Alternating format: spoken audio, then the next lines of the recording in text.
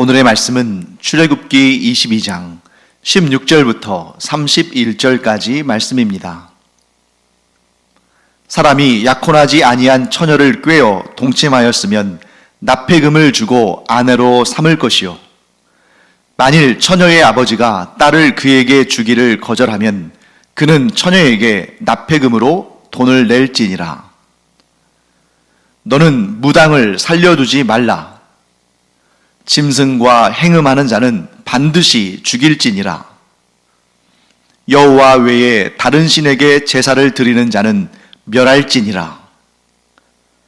너는 이방 나그네를 압제하지 말며 그들을 학대하지 말라. 너희도 애굽 땅에서 나그네였음이라.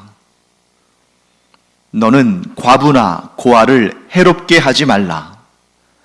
내가 만일 그들을 해롭게 함으로 그들이 내게 부르짖으면 내가 반드시 그 부르짖음을 들으리라. 나의 노가 맹렬함으로 내가 칼로 너희를 죽이리니 너희의 아내는 과부가 되고 너희 자녀는 고아가 되리라. 내가 만일 너와 함께 한 내 백성 중에서 가난한 자에게 돈을 꾸어주면 너는 그에게 채권자같이 하지 말며 이자를 받지 말 것이며, 내가 만일 이웃의 옷을 전당 잡거든 해가 지기 전에 그에게 돌려보내라. 그것이 유일한 옷이라. 그것이 그의 알몸을 가릴 옷인즉 그가 무엇을 입고 자겠느냐. 그가 내게 부르짖으면 내가 들으리니 나는 자비로운 자임이니라. 너는 재판장을 모독하지 말며 백성의 지도자를 저주하지 말지니라. 너는 내가 추수한 것과 내가 짜낸 집을 바치기를 더디하지 말지며 내 처음 난 아들들을 내게 줄지며 내 소와 양도 그와 같이 하되 이랫동안 어미와 함께 있게 하다가 여드레 만에 내게 줄지니라. 너희는 내게 거룩한 사람이 될지니 들에서 짐승에게 찢긴 동물의 고기를 먹지 말고 그것을 개에게 던질지니라. 오늘 본문에는 약자들에 대한 관심을 가지시는, 아니 어쩌면 약자들에 대한 특별한 관심을 가지시는 그러한 하나님의 모습이 등장합니다. 그래서 오늘 본문을 우리가 자세히 보시면 거기에 사회적으로 좀 약자 위치에 있고 소외되고 또 어떻게 보면 정말 사람들에게 좀 손가락질을 받는 그런 사람들에 대한 하나님의 특별하신 그러한 사랑, 배려, 긍휼, 돌보심의 마음이 등장하는 거죠. 그래서 우리가 율법을 공부할 때 어떤 분들은 너무 지루하다, 또 재미없다, 그리고 우리는 예수 그리스도 안에 있는 자들이고 예수 그리스도께서 우리를 대표해서 율법의 모든 요구를 이루셨기 때문에 우리는 이제 율법과는 관계없는 사람들이지 않는가. 네, 어떤 측면에서는 좀 맞는 부분도 있지만 그러나 잘못된 생각입니다. 왜냐하면 율법은 더 이상 우리에게는 구원에 이르는 길이 아니죠. 우리는 율법을 지켜 행함으로 구원받는 자들이 아니라 예수 그리스도를 믿음으로 구원받는 자들입니다. 그렇지만 우리가 율법을 공부하는 이유는 무엇에 있냐면 이 율법을 실제로 우리에게 주어진 법은 아니지만 이 율법을 우리가 공부하면 공부할수록 그 율법 안에 담긴 하나님의 마음, 하나님의 뜻, 하나님의 가치관, 하나님께서 무엇을 기뻐하시고 하나님께서 무엇을 싫어하시는지, 하나님께서 무엇을 더 특별히 여기시는지에 대한 하나님의 마음을 우리가 깨달아 알 수 있는 것이고, 그렇기 때문에 우리가 율법을 열심히 공부하고 우리가 율법에 있는 그러한 하나님의 마음을 알면 알수록 우리는 하나님께 더 가까이 나아가는 그런 삶을 살게 된다는 것이죠. 그래서 우리 분명히 깨닫기 바랍니다. 우리가 율법을 공부하는 이유는 율법을 지켜 행하고 그것으로 말미암아 구원받기 위함이 아니라 나는 예수 그리스도를 믿음으로 이미 구원을 받았으나 내가 하나님에 대해서, 내가 사랑하는 하나님에 대해서 더 풍성하게 그리고 더 정확하게 알기 위해서 율법을 공부한다. 그러면 그 율법 안에서 하나님의 성품과 하나님의 마음과 하나님의 뜻을 우리가 잘 알게 되고 배우게 되고, 그래서 우리가 구원받기 위해서 율법을 실천하는 것이 아니라 하나님의 마음을 기쁘시게 하기 위해서 율법의 뜻을 깨닫고 그 율법의 가르침을 따라 행한다 라고 우리는 정리할 수가 있습니다. 자, 그래서 오늘 본문에도 하나님의 마음이 머무시는 그러한 약자들에 대한 율법들이 많이 등장합니다.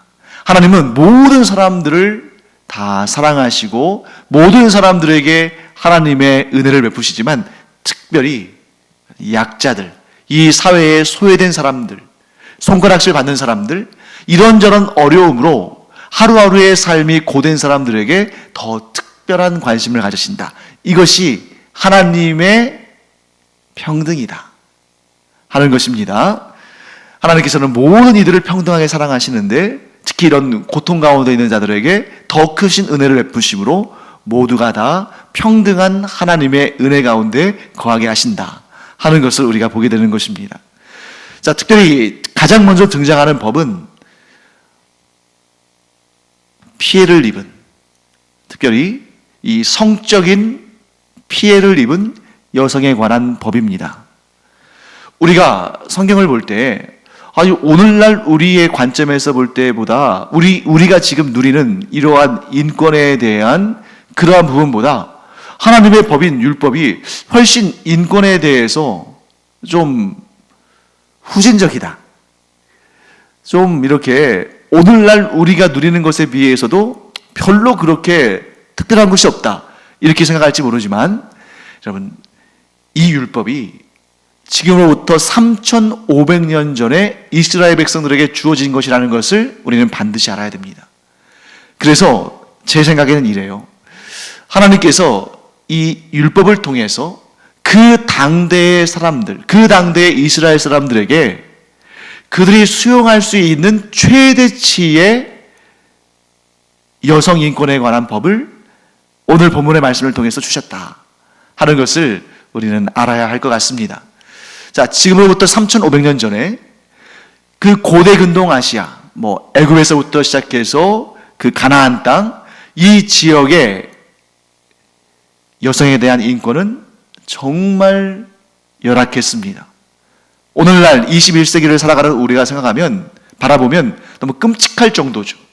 여성이 남성의 소유물처럼 여겨지는, 그래서 성적인 폭행들, 예를 들어서 성적인 그러한 문제들이 성폭행이나 성추행이나 이런 것들이 오늘날 관점에서 보면 정말 끔찍한 범죄들인데 그 당대에는 아무렇지도 않게 일어나는 그런 일들이 비일비재했다는 것이죠. 그런데 그런 가운데 오늘 이 율법, 하나님의 율법에 담긴 여성에 대한 인권을 보장하는 이런 내용은 아마 그 당대에 살아가던 어떤 나라, 어떤 민족의 사람들이 봐도 정말 파격적인 그러한 법이라고 볼 수 있습니다. 자, 이런 내용이죠. 한 남성이 자기와 약혼하지 아니한 처녀를 꾀어서 동침을 하였으면, 곧 한 남성이 처녀를 꾀어서 동침하였으면 어떻게 할 것인가? 그건 성폭행이죠. 성적인 범죄를 행한 것입니다. 그러면 납폐금을 내고 그 여인을 아내로 삼아야 한다. 자, 납폐금이라는 것이 뭐냐면 다른 말로, 좀 쉬운 말로 말하면 신부값입니다.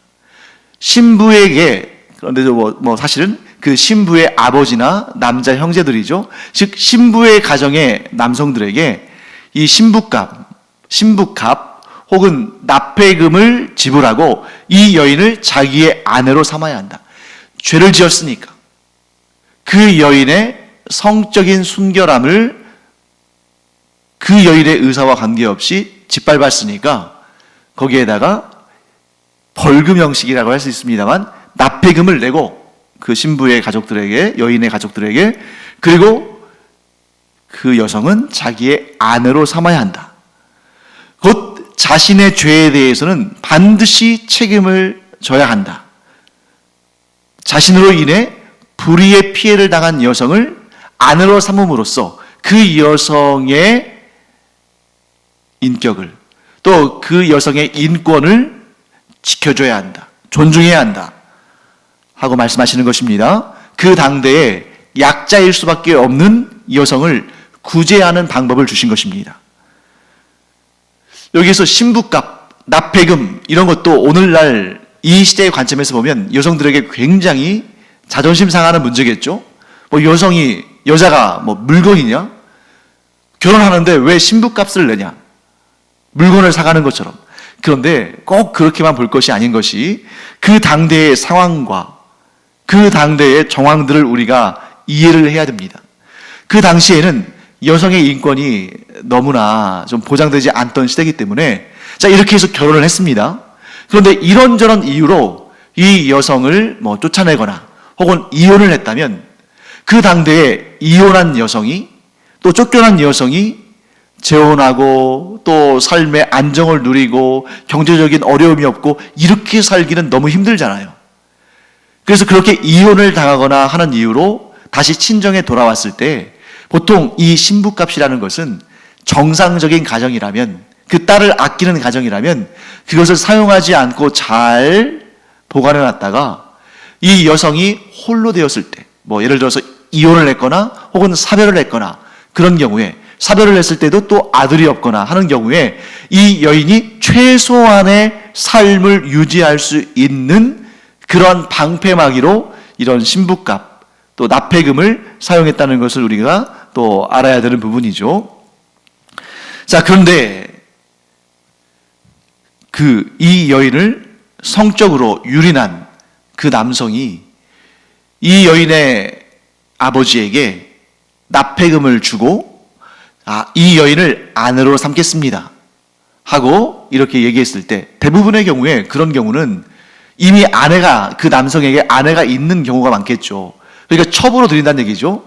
그런데 이 여성의 아버지는 원치 않는다. 나는 당신에게 내 딸을 당신의 아내로, 당신의 첩으로 주기를 원치 않는다. 이럴 경우에는 그냥 납폐금만 주고, 즉 벌금 같은 형식의 납폐금만 주고 이 여인을 아내로 삼을 수가 없습니다. 그러니까 뭘 의미하냐면, 이런 범죄가 일어났을 때에 결혼을 하느냐 하지 않느냐의 결정권을 이 여성 쪽에서 갖는다는 거죠. 그러니까 이 여성이 자기의 의사를 좀 결정할 수 있는 그러한 상황 가운데에 있도록 하신 것입니다.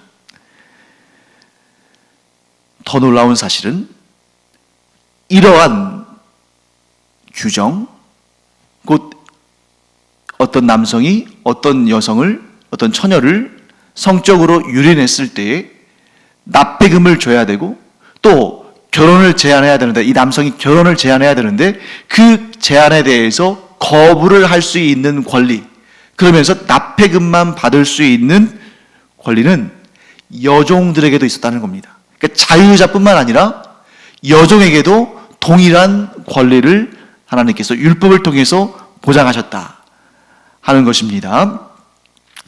이처럼 자유자나 종이나 같은 범죄에 대해서는 같은 처벌을 받고, 또한 같은 피해자였을 때에는 또한 같은 보호를 받는, 그러니까 신분의 차이와 관계없이 죄에 대해서는 동일하게 적용되고 동일하게 보호를 받는 이런 모습이 하나님의 율법의 아주 독특한 특징입니다. 우리가 어제도 말씀 나눴습니다만 이 고대 근동 아시아에 이 하나님께서 주신 율법보다 훨씬 이전에 있었던 법들이 많이 있지만, 그런 법들이 공통적으로 가진 특징이 무엇입니까? 신분에 따라서 법 적용이 다르게 된다. 똑같은 살인이라도 신분이 높은 사람이 자기의 종이나 신분이 낮은 사람을 죽였을 때하고, 종이 자기의 주인을 죽였을 때는 완전히 다른 거죠. 그러니까 신분이 높고 돈이 많은 사람들은 이리저리 피할 수가 있는데, 신분이 낮고 가난한 사람들은 꼼짝없이 그 법에 징벌을 받고 고통을 당해야 되는 그런 상황에 처하는 거죠. 그 법 적용이 권력에 따라서, 신분에 따라서, 돈에 따라서 이렇게 주관적으로 이랬다 저랬다 하기 때문에 그런 법은 의로운 법이 아닙니다. 하지만 하나님은 의로우신 분이시기 때문에 하나님께서 주신 율법은 모든 사람들에게 동일하게 적용되고, 또한 동일한 그러한 하나님의 보호하심 가운데 있게 된다 하는 것을 우리가 보게 되는 것입니다. 자, 그 다음 두 번째로는 이런 내용이 나오죠. 사형에 처하는 죄들이 등장합니다. 우리 어제도 사형에 대한 처벌이 있었는데 오늘도 사형에 대한 규정들이 있는데, 오늘 사형에 대한 그런 법의 그 대상들은 불경건한 자들입니다. 곧 사형에 이르는 불경건한 죄들 세 가지가 등장하는데, 첫 번째는 무당, 두 번째는 짐승과 행음하는 자, 세 번째는 여호와 외에 다른 신에게 제사를 드리는 자. 자, 이 세 가지 죄의 공통점은 무엇일까? 공통점이 있으니까 이렇게 연달아 나오지 않겠습니까? 자, 무당, 그리고 짐승과 행음하는 자, 그리고 여호와 외에 다른 신에게 제사를 드리는 자. 이 세 가지 죄의 공통점은 하나님이 주신 성결의 원칙을 훼손하는 것이다. 자, 하나님께서 이스라엘 백성들에게 왜 율법을 주셨습니까? 너희는 이제 나의 백성들이니 내가 거룩한 즉 너희도 거룩하라 하면서 성결한 삶을 위해서 율법을 주셨는데, 이 성결한 삶은 영적인 성결한 삶과 육적인 성결한 삶이 모여져 있는 것입니다. 그래서 여기에서 무당과 여호와 하나님 외에 다른 신에게 제사를 드리는 자는 영적인 순결함을 깨뜨린 것입니다. 그리고 짐승과 행음하는 자는 육적인 순결함을, 또 육적인 하나님의 원칙을 깨뜨린 것입니다. 하나님께서는 영적으로 오직 하나님만 섬기게 하셨고, 또 육적으로는 하나님께서 만드신 인간 창조의 원리, 한 남자와 한 여자가 결합하여 한 가정을 이루는 이러한 거룩한 육체의 원리가 있는데, 짐승과 행음을 한다. 이것은 하나님의 그 성결한 육체에 관한 율법을 정면적으로 깨뜨리고 도전한 것이죠. 그렇기 때문에 이런 죄들은 하나님께서 사형으로 다스리게 하셨습니다. 또 한 가지, 이런 죄들에 대해서 막 매로 때리거나 벌금을 많이 내게 하거나 감옥에 오래 있거나 이런 것이 아니라 사형을 규정하신 이유가 있어요. 왜냐하면 이러한 죄들은, 이런 영적인 순결을 깨뜨리거나 육적인 순결을 깨뜨린 이러한 죄들은 전염성이 강하다.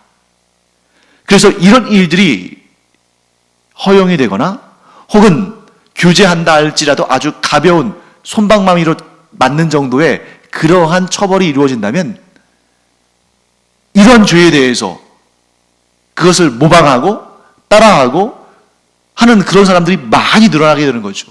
마치 곰팡이처럼, 그리고 누룩처럼 삽시간에 퍼져나가는 것입니다.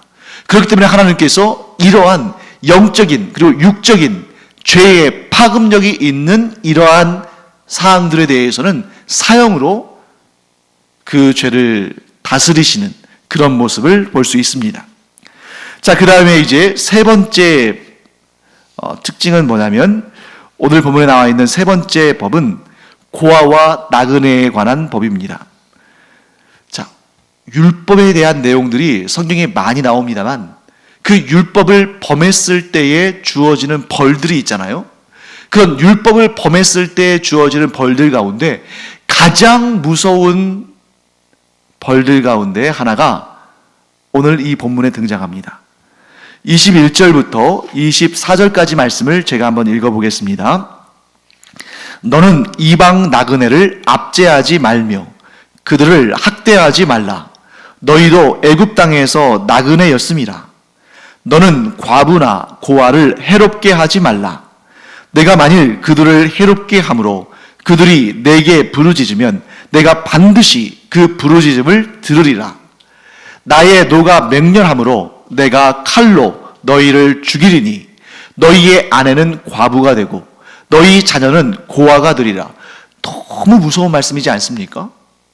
하나님께서 칼로 너희를 죽이시고 너희의 아내는 과부가 되고 너희 자녀는 고아가 되리라. 너무 무서운 말씀이에요. 언제 이렇게 하신다는 것입니까? 나그네를 학대하고 과부와 고아를 학대하면 하나님께서 이런 벌을 내리시겠다는 것입니다. 그러면 우리가 이렇게 생각할 필요가 있겠죠. 나그네와 과부와 고아를 괴롭게 하는 일에 하나님은 왜 이토록 화를 내실까? 그들을 칼로 죽이시고 그들의 아내들이 과부가 되고 그들의 자녀들이 고아가 될 정도로 왜 하나님께서 이렇게 화를 내시면서 엄격하게 다스리실까? 자, 이런 일들, 곧 나그네들과 과부들과 고아들을 괴롭게 하는 일은 곧 그들이 하나님과 관계없는 자들임을 스스로 드러내는 것이다 하고 하나님께서 말씀하시는 것입니다. 자, 하나님께서 이스라엘 백성들에게 율법을 주신 이유는 무엇입니까? 그들이 하나님의 백성이기 때문입니다. 자, 하나님의 백성들은 하나님의 뜻을 따라 살아야 되고 하나님의 백성들은 하나님의 마음을 품고 살아야 됩니다. 하나님의 백성들이니까요. 그런데 나그네와 과부와 고아와 같이 그 사회에 소외된 계층, 그 사회의 약자들을 학대하는 것은 하나님의 마음과 정면적으로 대립이 되는 것이고 완전히 반대가 되는 것이죠. 그렇기 때문에 나그네와 고아와 과부를 학대하는 자는 하나님의 백성으로서의 자격이 없는 것입니다. 그리고 그것은 하나님 보시기에 가장 악한 죄입니다. 그렇기 때문에 하나님께서 반드시 그 죄에 대해서 처벌하시는데 그 죄가 악한 죄이기 때문에 특별히 아주 무서운 벌을 내리신다는 것입니다. 자, 그렇다면 우리 이렇게 생각해 봐야겠죠. 하나님이 이러한 나그네와 과부와 고아를 괴롭게 하는 일을 너무 싫어하시니까, 그래서 이렇게 무서운 법을 내리셨으니까 그런 무서운 법들 때문에 이러한 법을 지켜야 되는가? 물론 그런 측면도 있죠. 아주 형벌이 무섭기 때문에 죄를 짓지 않는 그런 기능도 있는 것입니다. 하지만 우리 역으로 한번 생각해 볼까요? 역으로 생각하는 그런 지혜가 필요할 때입니다. 자, 하나님께서 나그네와 고아와 과부를 학대하고 괴롭히는 자들을 너무너무 싫어하시고 이렇게 경노하실 정도로 무섭게 대하신다면 반대로 역으로 나그네와 과부와 고아를 돌보고 그들을 불쌍히 여기고 그들을 친절히 대하고 그들에게 선을 베푸는 자들에게 하나님은 과연 어떻게 하실까? 정말 확실하지 않습니까? 나그네와 과부와 고아를 괴롭게 하는 자는 하나님께서 그들을 칼로 치시고 그들의 아내들이 과부가 되게 하시고 그들의 자녀들이 고아가 되게 하시는데, 만일 어떤 사람이 하나님이 보호하시는, 하나님의 마음이 항상 머무시는 그 나그네들과 과부들과 고아들을 돌보고 그들을 지켜주고 그들에게 선을 행하면 하나님께서 얼마나 기뻐하시면서 하나님께서 주시고자 하시는 모든 복과 은혜들을 얼마나 많이 차고 넘치게 부어주실 것인가. 우리 보지 않아도 너무나 분명한 사실인 것이죠. 사랑하는 성도 여러분, 우리가 우리 주변에 사회에 소외되고 고통당하고 굶주리고 여러 가지 어려움을 당하는 사들을 그냥 모른 채 하지 않고 그들을 괴롭게 하지 않고 그들에게 오히려 은혜를 베풀고 관심을 갖고 도움을 주고 선을 행하면 하나님께서는 반드시 갚아주십니다. 이 땅에서도 하나님의 그 풍성하신 은혜와 복과 은총을 누리게 하시고 나아가서 천국에서 우리가 영원토록 누릴 상을 풍성하게 허락하실 줄 믿습니다. 자, 마지막으로 이제 네 번째 보겠습니다. 네 번째 내용은 지도자의 권위에 대한 법입니다. 자, 하나님께서는 이 지도자들, 하나님께서 세우신 재판장이나 또는 그 지도자들을 모독하거나 저주하지 말고 그들을 인정해주고 그들의 권위를 따르라 라고 말씀하십니다. 자, 하나님께서 그렇게 말씀하신 이유가 있어요. 지도자들을 존경하고 지도자들을 따르는 일은 그들을 세우신 하나님의 권위를 인정하는 것입니다. 이 세상의 모든 권위는 하나님께서 허락하지 않으시면 세워질 수 없기 때문에 비록 그 권위자들이 악을 행하고 잘못된 일을 행한다 할지라도 그들을 끌어내는 일은 하나님께서 하시는 일이고, 그러나 그 권위를 존중하고 그 법 질서를 존중하면 하나님께서 어떻게 생각하시냐면 하나님의 권위를 인정하는 것으로 생각하시고 그들에게 은혜를 주십니다. 다윗이 대표적인 경우예요. 다윗이 사울 왕에게 얼마나 고통을 많이 당했습니까? 오히려 이스라엘 백성들이 다윗이 사울을 죽여줬으면 하는 그런 마음을 가질 정도였어요. 그럼에도 불구하고 다윗이 사울을 직접 죽이지 않습니다. 왜 그렇습니까? 하나님께서 기름 부어 세우신 사울을 죽이는 것은 하나님의 권위에 도전하는 것이다. 하나님의 권위를 인정하지 않는 것이다 라고 생각했습니다.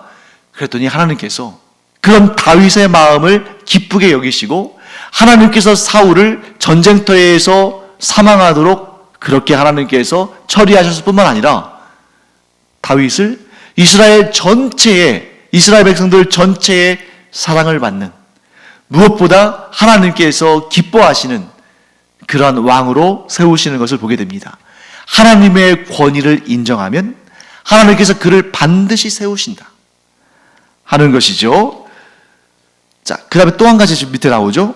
하나님께서 뭐라고 말씀하시냐면 너희들의 아들들 가운데 처음으로 태어난 아들, 즉 첫아들, 그리고 너희들의 가축들 가운데 초태생, 즉 처음으로 태어난 수컷은 나에게 돌리라, 즉 하나님께 바치라.